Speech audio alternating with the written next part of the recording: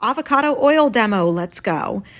You've got your canvas panel, you've got your brush, start large, and you're going to do just like what we have been doing in class. You're going to tint your canvas panel with your raw umber or your burnt umber and lots of Gamsol. You're going to use your rag and start wiping out. I skipped the wipe out process just because you've watched many videos on this. It's simply that you're wiping out and drawing at the same time, like a reductive charcoal drawing. So that's what I'm doing right now. I'm trying to get it as clean as possible with the general shapes and sizes of our beautiful avocado. I'm really blurring my eyes, finding the lights. Now I'm going back in with more raw umber and a little less Gamsol, and I'm just putting in my darks as we've been doing up until this point. Not much has changed. So the beginning of this demo is what we've watched already in the past with the wipeout method. Where this is going to alter is we're going to start adding more colors. We're going to take our limited palette. It's still going to be limited, but we're going to start adding the addition of new colors to really get accurate colors. Now I'm taking my big fluffy brush. This is a mop brush. It is specifically for softening and blending and blurring. So I'm going to go through and blend and blur everything I've done and get this underpainting ready. Once I'm happy with the underpainting, I'm going to let it dry a little bit, and then I'm going to mix up and start on my color. So right now I'm just getting it all blended out and ready to go for the next stage. Adding in a few more darks where I kind of lost my darks, and then I'll blend and blur out again. It's a push and a pull. We're constantly pushing and pulling, just like when we draw with charcoal. We're just drawing with the paint. You can see me just drawing with the paint.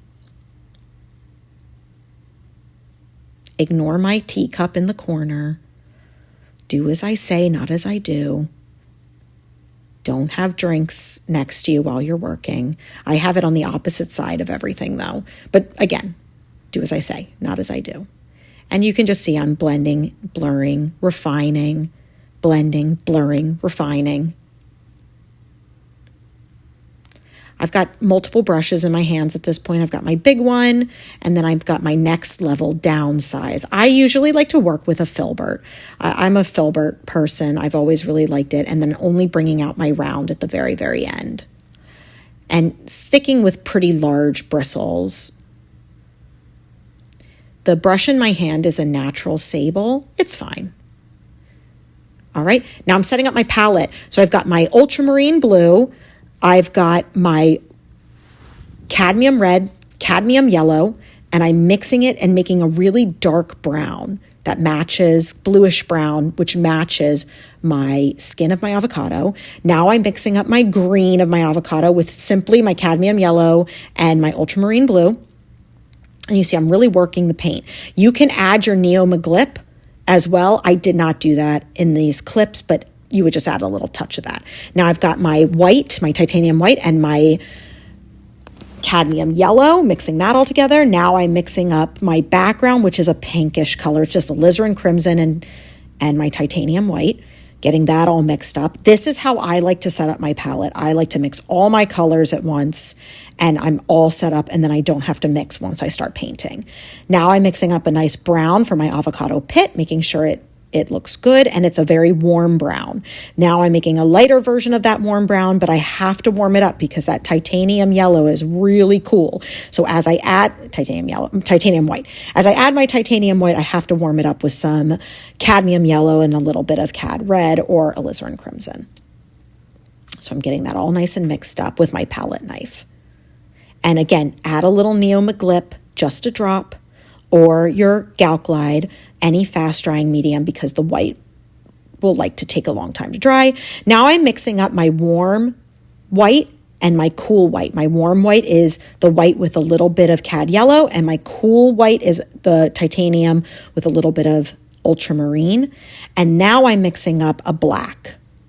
I don't know if I need the black, but I always have a black mixed up just in case.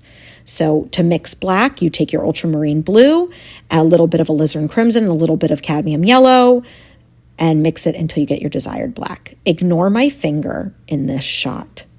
That is my gloved finger. Whoops. All right, now I'm going in with my darks. I'm going to work mostly dark to light.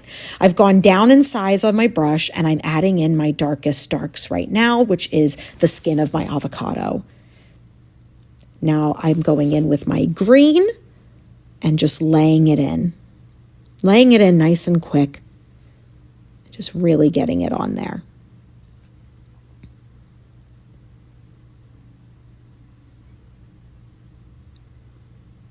In a perfect world, I would have done all my darks first, but I started jumping around. I kind of jump around sometimes, but in a perfect world, you'll do all your darks first. Blur your eyes and make sure you get all your darks in really nicely and quickly. But again, you can add them at this point. It's fine. You can do mid-tone to dark if you want. Now I'm adding a little pink reflection because there's a pink reflection from the pink table and my avocado are sitting on that pink table. So it's giving me a little bit of a pink reflection. Now I'm putting in my yellow, my cadmium yellow with my white, adding that all in, and I'm just laying it in really quickly at this point, laying in where all those colors initially go. Letting my underpainting show through, not being afraid to let it show through at times, not trying to cover it completely up. And then I'm blending. As Bob Ross would say, 2 hairs and some air. You really want to be very gentle. I'm using a mop brush, a really nice one. You can get that from anywhere. You can also use a makeup brush. But I like these really good hog bristle mop brushes are really, really good. That's a natural bristle. Now I'm adding in my browns.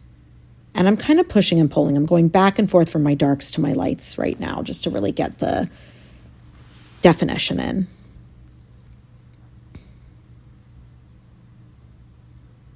And you can see I always have a brush in one hand, a brush in the other, and I'm softening, laying down, softening, laying down.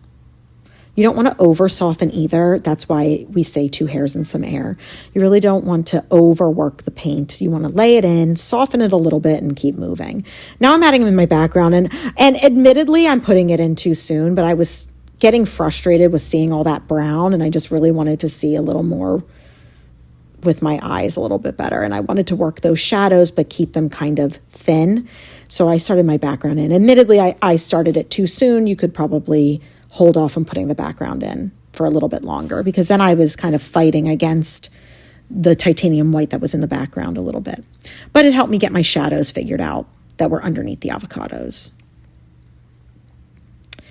Now I'm going back in with some dark because I lost a little bit of my dark, turning the canvas as needed. But again, some artists are really strict and they just work strictly dark to light. Some artists work mid-tone to dark and then mid-tone to light, are really strict. I kind of just push and pull and sculpt and see where it goes. But I always start with the basis of dark to light.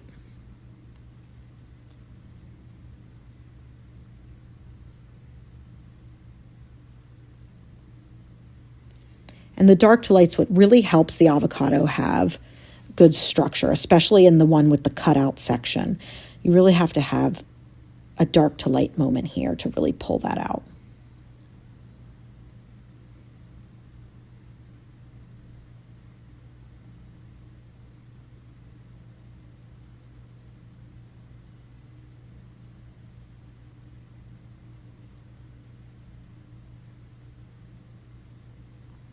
I added in more pink because it just was getting a little lost. It wasn't looking pink enough, and I really wanted to have that pink reflected light into the avocado skin.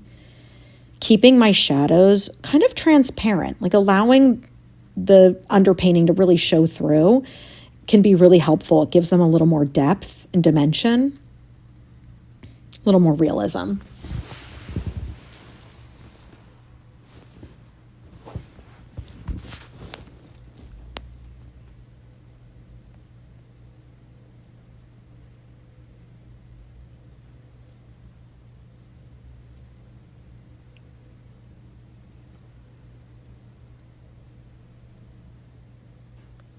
Again, you can see I'm kind of pushing and pulling. I'm going a little too dark, going back in with some lights. And now I'm adding in my really bright whites. The whites that you saw me mix with mostly titanium white and just a dot of cad yellow, and then mostly titanium white with a dot of ultramarine blue, my cool light and my warm light, mixing that all in together.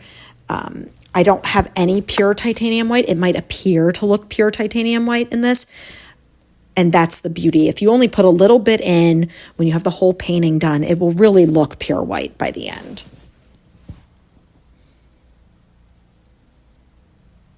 Soften, soften, soften, soften, soften, soften. The never-ending softening. Keeping my edges blurry, everything feathered and soft will make it look more realistic in the end. My table just so happened to be pink, but the beautiful color theory of the complements of the pink versus the green, that avocado green, really worked beautifully together. So I kept that same background color choice. In a perfect world, I probably would have put a bow in here somewhere, but I wanted to get this painting done as fast as I could and in under 2 hours. So this whole painting I did in about an hour and 20 minutes. So you can absolutely get the avocado painted pretty quickly and have it look really nice. But again, you don't have to go as fast as me. I went really fast and I wasn't as concerned with being perfect, just for the sake of this demo, so you weren't watching me nitpick back and forth for an hour. I've switched now to my round, if you can see it. I've got my round brush. I still have my other 2 larger brushes in my hand. And my round brush is just refining. I'm just using it for the last minute refining? Anyway, you get what I'm saying.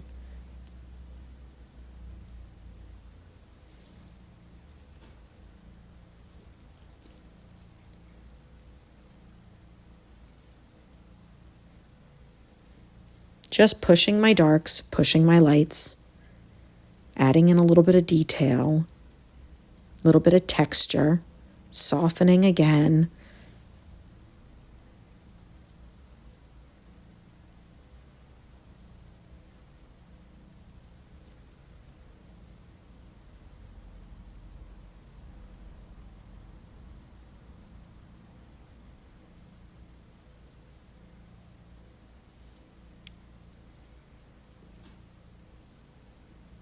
I almost dropped the canvas there.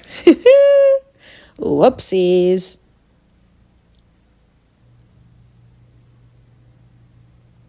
It's a little cut off.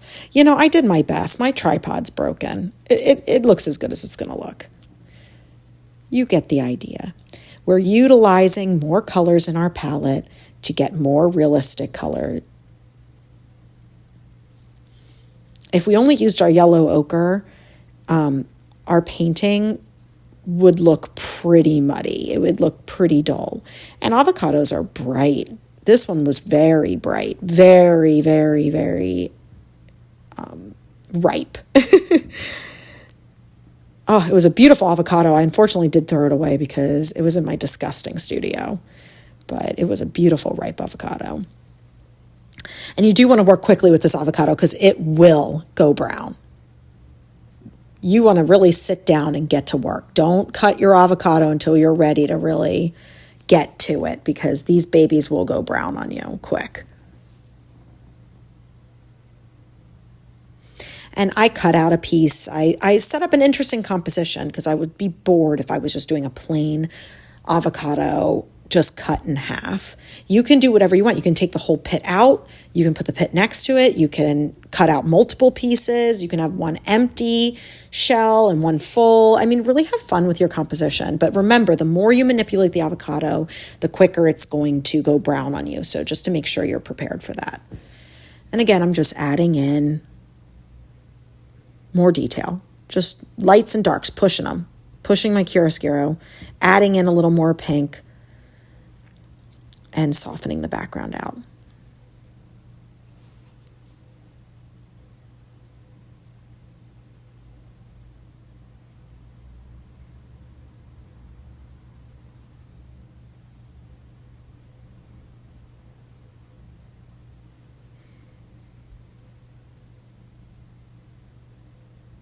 And there's the final look. There's the still life behind it and the main avocado.